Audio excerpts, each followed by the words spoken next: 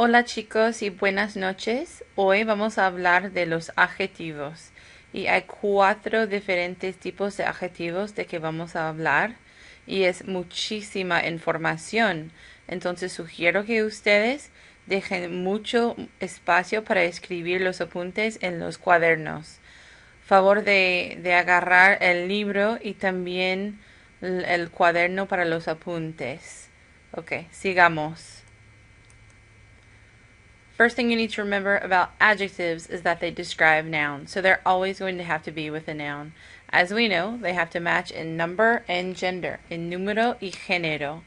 This is not new information for you guys. I'm assuming that you already know this.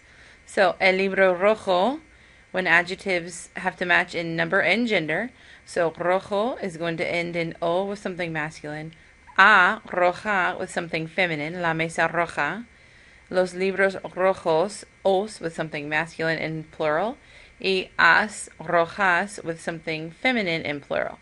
Las mesas rojas. Common adjective endings are the following. O, which is going to change just like we saw with rojo, and then dor, ol, us, and all the nationalities. They are a little bit different because they are going to be end in es for the masculine plural. So, jugador, jugadora, but the masculine plural, jugadores, feminine plural, jugadoras. Anything that ends in an e only is going to match in number, like diferente, diferente, diferentes. Any other consonant that you may see at the end of an adjective is also only going to match in number, and you're going to have to add the appropriate ending, which would be es on the end. So azul y azul es to make it plural. Remember that we always put adjectives after nouns in Spanish, even though we don't do that in English. Always after nouns in Spanish, except for the following meaning-changing adjectives. Write these down. Gran, pobre, nuevo, viejo, and antiguo. And here's why. They mean something different when you put them before the adjective as opposed to after the adjective. Here's what they mean. Gran or grande, remember that it gets shortened to gran before masculine singular nouns, means great or big. So, Roosevelt fue un gran presidente. He was a great, as in impressive president. Pero Roosevelt fue un presidente grande means that he was a big, as in large in size, president. Pobre, la pobre chica se cayó. The poor or pitiful girl fell, as opposed to la chica pobre, the poor or penniless girl fell. Two different things. In English, it's hard for us to distinguish this because we say poor in both ways. Also, nuevo. Carlos compró un nuevo coche. This is a different, new to him car. Carlos compró un coche nuevo, a brand new car. Viejo. Global Dynamics es una vieja compañía. That means it's a long-standing company. It's been around for a long time. Global Dynamics es una compañía vieja, meaning it's an old or elderly company. This is also how we refer to people. Antiguo. Gustavo es mi antiguo novio, meaning that he is my former boyfriend, not my boyfriend anymore. Gustavo es mi novio antiguo, meaning that he's my old or elderly boyfriend. Also can't be good. Okay, possessive adjectives. Remember that we use these a lot to say my or yours. The only problems we usually have with these are with the nosotros forms, the forms that mean ours. So, they mean my, your, his, her, or your, our, your, their, or your. Remember, we don't use apostrophe s's in Spanish to make possession. So, if you need to clarify something, you need to use the article and de. El libro de ella. ¿Es su libro? ¿De quién es este libro? ¿Es el libro de ella? Or es su libro. Por favor, recuerden that nos is not a possessive adjective. Nos is either a direct or an indirect pronoun, indirect object pronoun. If you want to say our, you are going to have to say nuestro, nuestra. I know it's longer, but you can do it. Demonstrative adjectives. These are the ones that measure proximity. So it means either in time, which is going to be new for us, or location. So if I want to say this book, it would have to be within my personal space. I can actually touch it. That book, meaning I can see it, it's still in the room, and that book over there would be aquel libro, which is way over there, and I can't even see it, probably not in the same room. So este libro, right here next to me, ese libro, which would be right in the same room, but I can't touch it, and aquel libro, way over there. So here's some examples. I bought this book for you. Yo te compré este libro. I have it in my hands. I'm giving it to you.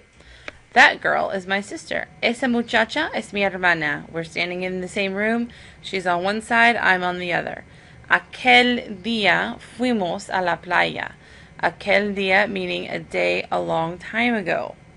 So this is new. Something that happens a long time ago you can refer to as aquel. You can also do it with ese o este día. It just depends on how long ago it was. Demonstrative pronouns. This also might be new for some of us. This is when we want to say this one or that one. So, ¿cuál libro quieres? Quiero este. This is when we'll use pronouns when we don't want to repeat something, right? So, I'm not going to say I want this book or that book. I'm just going to say I want this one. Which book do you want? I want this one. Notice that I'm not repeating book, and then the same in the Spanish. Quiero este. It's almost like the noun, libro, is getting replaced and becoming the little accent mark on top of este. ¿Quieres unas flores? Sí, quiero esas, meaning those flowers, but I'm not repeating flowers. There are also neutral pronouns. When you want to describe something that you don't know about, and you've seen this before, ¿qué es esto? Esto es una guava. We don't know what it is, so we can't assign a gender to it. So we just stick an O on the end. That makes sense. It's neutral. ¿Qué es esto? Esto es una guava. Todo aquello no es importante. All of that is not important. And what I'm referring to there is a general idea that I can't really assign a gender to because it's just a bunch of stuff that I'm thinking about. As if you and I were just having a conversation, we talked about a bunch of different things, and I said, todo aquello no es importante, no te preocupes. All of that isn't important. That I cannot assign a gender to because it technically doesn't really have one. It's just a bunch of things. Okay, vamos a practicar. Pause the video and see if you can translate these using all of the different kinds of adjectives that we've talked about. I did not include the demonstrative pronouns here or the neuter pronoun because I want to talk about those in class. And here are your answers. The red chairs, las sillas rojas. Make sure you have an A and an S at the end to indicate the feminine and plural ending. Los libros azules. Remember, adjectives that ends in consonants. We're going to make plural by adding ES, just like nouns. The Spanish food, la comida española. Feminine, A at the end. Even though there is a consonant there with nationalities and adjectives of nationality, we can do that. The elderly man, el hombre viejo. The adjective has to come after to signify elderly. If it came before, it would mean long-standing. El libro grande, that means big as opposed to great.